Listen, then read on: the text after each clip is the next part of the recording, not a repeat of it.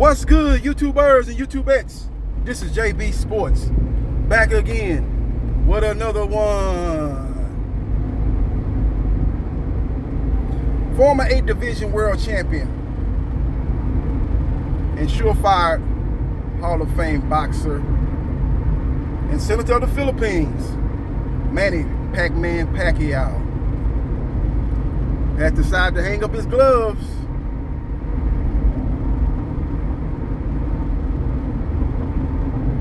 and further continue to pursue an ambitious political career.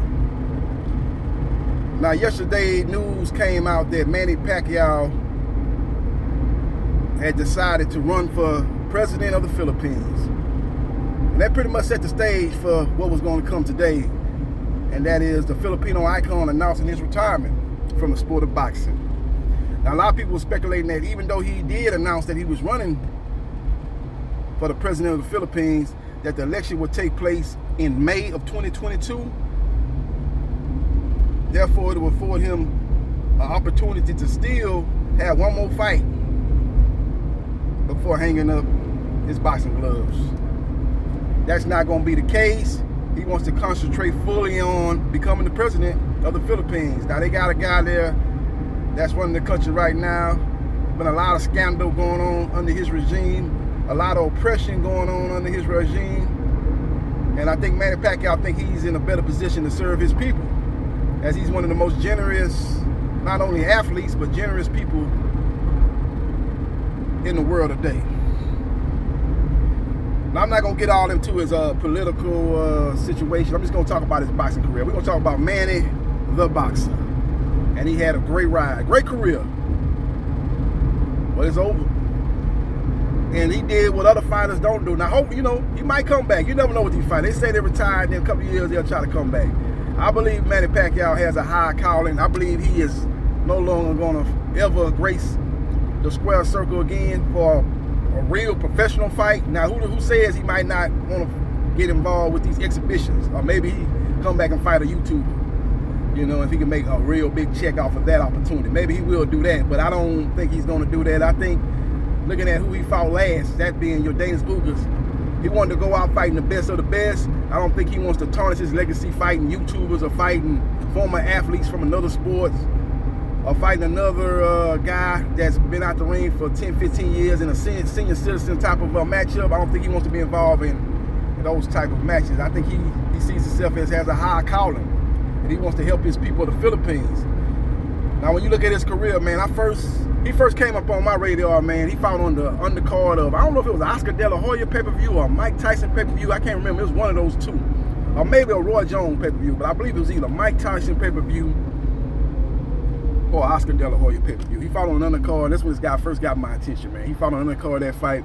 It wasn't even the co-main event. It probably was like the lead-in pay-per-view card, or maybe the second fight after the opener for the pay-per-view card. He was one of them two. It wasn't the co-main, but he fought a guy from Ghana. I believe the guy, he's an African fighter, a champion. He was the IBF bantamweight champion. His name was Leo Lawaba. Lawaba was a good fighter. He came from a rich tradition, a rich boxing tradition out of Ghana. Now, when you talk about some of the great fighters that come out of Ghana, man, you talking about Azuma, the Professor Nelson. You talk about Ike Quartey, who was a world champion at 147 pounds. I think he might even capture the belt at 154. But he's been in there with a lot of the top names. Oscar De La Hoya, that was a great, legendary matchup. He also fought later on in his career Winky Wright.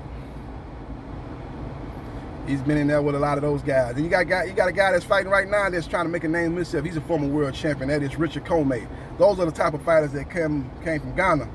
And Lawaba was out of that same tradition, out of that same background of Ghana fighters. And when he fought Manny Pacquiao, who was unknown at that time, Manny Pacquiao destroyed Lawaba. Lawaba couldn't keep up with the speed. He couldn't keep up with the pace. He couldn't keep up with the ferocity. He couldn't keep up with the power. And he wasn't as hungry at that time. And he was a world champion. I'm not saying that Lawaba wasn't hungry, but he obviously wasn't as hungry as Manny Pacquiao, who was trying to become a world champion. And on that night, he became a world champion. by destroying Lawaba.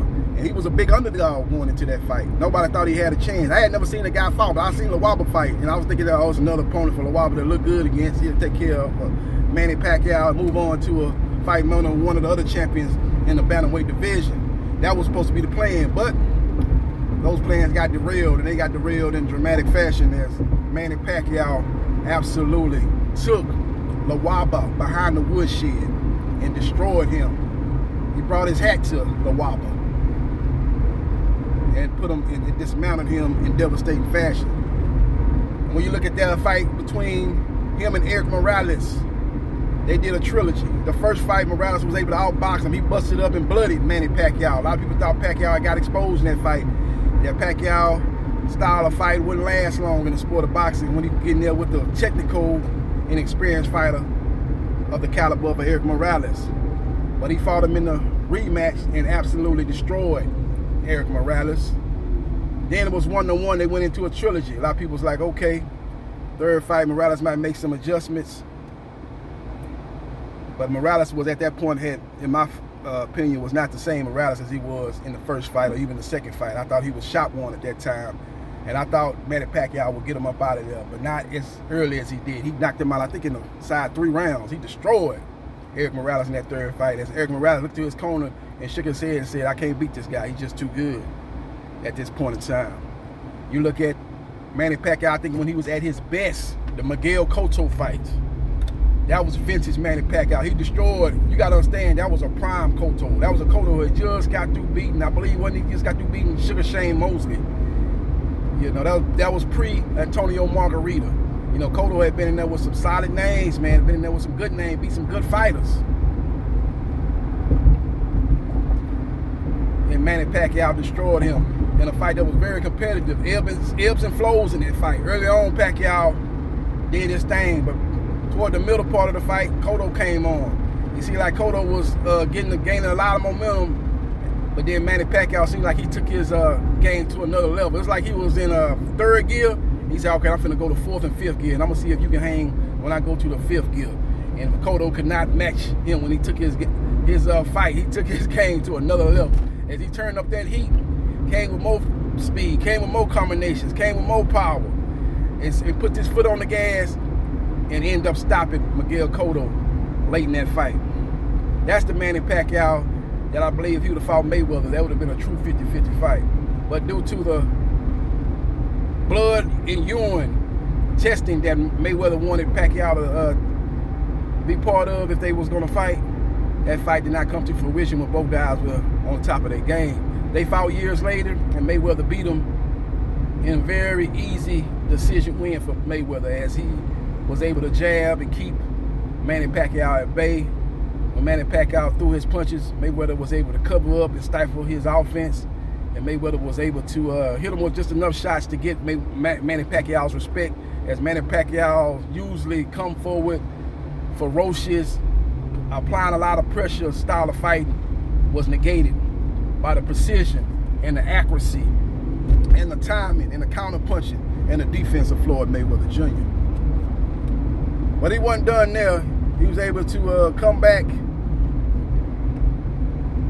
and have big wins after that, defeating Keith one-time Thurman, who was an undefeated former unified welterweight champion at the time, in a very fan-friendly fight, as he was able to drop one time early on in that fight. And in the second half of that fight, when Thurman was coming on, hitting him with some beautiful overhand rights, and basically at times bullying Manny Pacquiao up on the ropes, hitting him with good power shots, Manny Pacquiao was able to stem the tide with a vicious body shot that quelled the momentum that Thurman had at that time, as he was able to come away with a split decision victory. That was his latest and greatest wins. But in between the Lawaba and the Mayweather loss and the Thurman win, he had a lot of epic battles with fighters, in particular Latino fighters. Marco Antonio Barrera absolutely destroyed him, kind of like how he destroyed Erik Morales in the third fight. And that fight took place, if I'm not mistaken, in Texas, either in Dallas, I think it was Dallas, might have been San Antonio. That fight took place in Dallas in front of a pro-Latino crowd. And in that fight, Barrera had just came off a great win over Prince Hamed. And I believe either that fight was a 50-50 fight or Barrera was a slight favorite going into that fight. And Manny Pacquiao took apart Barrera, destroyed him. Again, Barrera could not handle the speed and the power and the ferocity of Manny Pacquiao. And Manny Pacquiao destroyed Barrera. Basically what he did to Barrera, because Barrera fought after that, but Barrera was not the same after the Pacquiao fight. Basically, he destroyed Barrera so bad that Barrera went from he probably at that time was probably a pound-for-pound fighter. He wasn't the top 1 or 2, but he definitely was a top 10, top 15 pound-for-pound fighter at that time. But after the Manny Pacquiao fight, he was a jag, just another guy in the sport of boxing, because he never was the same after the beating Manny Pacquiao put on him. He still was a good fighter, but he wasn't nothing special after that fight. And I think it's not too long after that fight, he went on retired from the sport of boxing. He might have fought a couple of years after that. They was always talking about Barrera versus Morales 4, but that fight never came to fruition. You talk about the great rivalry, one of the greatest rivalries in the sport of boxing. Manny Pacquiao won Manuel Marquez. These guys fought 4 times. The first fight was epic, as I didn't think Marquez was going to make it out of that first round, as he got dropped multiple times, as he couldn't handle the power and the speed of Manny Pacquiao. But Marquez, being the great technical fighter, great counter-punching fighter, was able to figure out Manny Pacquiao, and he was able to catch Pacquiao coming in. He was able to catch him with straight right hands, check left hooks. He was able to basically get a bead on Manny Pacquiao in his 1-2 stutter step. His stutter step 1-2 coming in, he was able to negate that. And he ended up winning more rounds than Pacquiao, but I thought he put himself in too deep a hole in that first round, because he got knocked down so many times. That first round was probably like a 10-7 round. I don't think he quite got all the way back, and I thought Pacquiao won that fight by decision, but that fight ended up being a draw. They fought a second time, very close fight. Manny Pacquiao was able to drop Marquez. I thought that was a difference in a very close fight.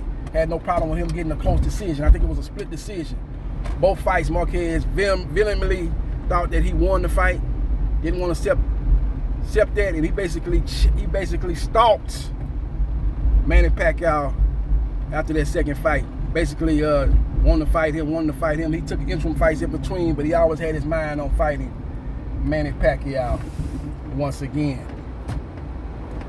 And then the epic 4th fight came, and Marquez had been in the ring with Pacquiao 36 rounds.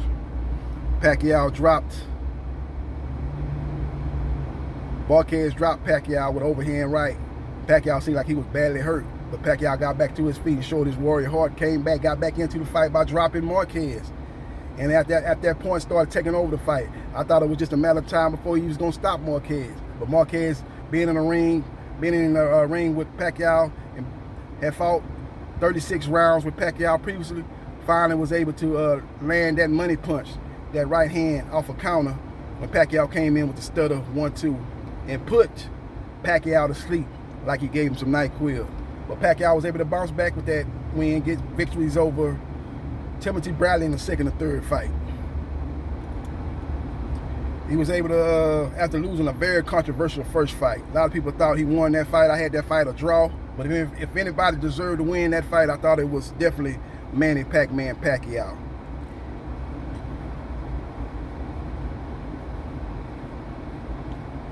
Excuse me, man, I'm sweating up a storm out here in this Texas heat. But you got to give Manny Pacquiao his just due. One of the greatest fighters of this generation. I put him number 2 behind Floyd Mayweather Jr. as the greatest fighters of this era. I got Mayweather 1, Pacquiao 2, Andre Ward 3. That's my top 3 fighters of this past generations. Let me know your thoughts about the Manny Pacquiao's great, illustrious Hall of Fame career. Let me know your thoughts about where you rank him on the all-time greats list. Not only in this generation, but the all-time great. I definitely think he should be in the top 20 of all-time great fighters. Maybe I might do a video somewhere down the line naming my top 20 all-time great fighters in the sport of boxing. Let me know your thoughts about Manny Pacquiao hanging up his gloves. And let me know your thoughts where you rank him as the best fighter of this generation, or you rank him behind Floyd Mayweather Jr. like I have. Or do you rank him behind Floyd Mayweather Jr. and Andre Ward? I think Andre Ward is a distant third, but he's definitely in the top 3 behind these 2 guys. Let me know your thoughts and subscribe to JB Sports, the man, the myth, the legend, and I holla.